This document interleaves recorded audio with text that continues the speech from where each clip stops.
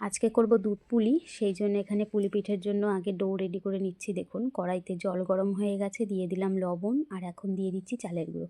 চালের গুঁড়োটা গরম জলের সঙ্গে ভালো করে মিশিয়ে নিতে হবে। দেখুন তারপরে যখন আঠালো মতন এরকম হয়ে যাবে তো এটাকে নামিয়ে নিতে হবে। তারপরে এটাকে গরম গরমই ঠেসে ঠেসে মেখে নিতে হবে, যেরকম আমরা আটা ময়দা মাখি না ওরকমই। ধোয়া উঠছে দেখুন, এরকম অবস্থাতেই সুন্দর করে ভালো করে মেখে নিতে হবে। আর মাখার পরে কিন্তু ভালো করে ঢেকে রাখতে হবে একটা ভেজা কাপড় দিয়ে, না হলে কিন্তু উপর থেকে ফেটে ফেটে যাবে।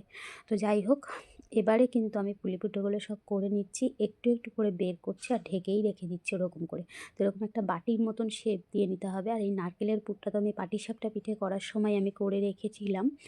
তো এই যে ভেতরে কিন্তু পুরটাকে দিয়ে আমি ভালো করে মুখটা একটু বন্ধ করে দিয়েছি, একটু ডিজাইন করেছি। দেখুন মুড়িয়ে নিয়েছি ভালো করে।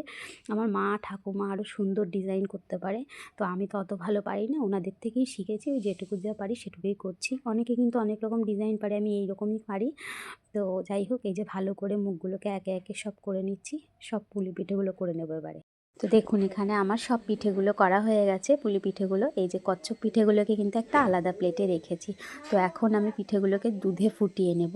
তো এখানে এই হাঁড়িটার মধ্যে দুধ দিয়ে এলাচ আর তেজপাতা দিয়ে ফুটতে দিয়েছি, আর গুড় দিয়ে করব। তো দুধটা ভালো করে ফুটে উঠেছে, তারপরে কিন্তু এর মধ্যে গুড় দিয়ে দিয়েছিলাম আর পিঠেগুলো দিয়ে বেশ খানিকক্ষণ ফুটিয়ে নিয়েছি।